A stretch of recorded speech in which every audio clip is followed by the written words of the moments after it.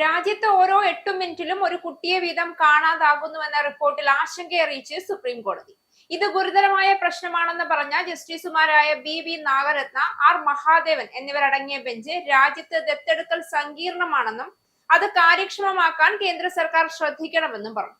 ദത്തെടുക്കൽ പ്രക്രിയ കർശനമായതിനാൽ അത് കൃത്യമായി പാലിക്കപ്പെടാതിരിക്കാൻ സാധ്യതയുണ്ടെന്നും കുട്ടികളെ ലഭിക്കാൻ ആളുകൾ നിയമവിരുദ്ധ മാർഗങ്ങൾ തേടുന്നുവെന്നും കോടതി നിരീക്ഷിച്ചു.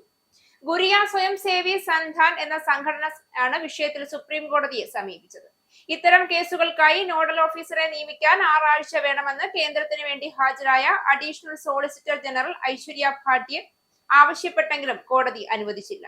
ഡിസംബർ 9-നകം നടപടികൾ പൂർത്തിയാക്കണമെന്നും കോടതി നിർദ്ദേശിച്ചു.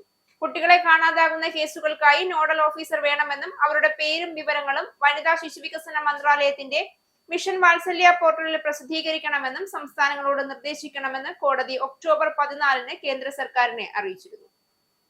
പോർട്ടലിൽ ലഭിക്കുന്ന പരാതികൾ നോഡൽ ഓഫീസർമാർക്ക് നൽകണം. കുട്ടികളെ കണ്ടെത്താനും അത്തരം കേസുകൾ അന്വേഷിക്കാനും ആഭ്യന്തര മന്ത്രാലയത്തിന്റെ കീഴിൽ പ്രത്യേക ഓൺലൈൻ പോർട്ടൽ വേണം. ഇത്തരം കേസുകളുടെ ചുമതലയുള്ള ഒരു ഉദ്യോഗസ്ഥനെ വീതം ഓരോ സംസ്ഥാനത്ത് നിന്നും പോർട്ടലിൽ ഉൾപ്പെടുത്തണമെന്നും കോടതി അന്ന് നിർദ്ദേശിച്ചിരുന്നു.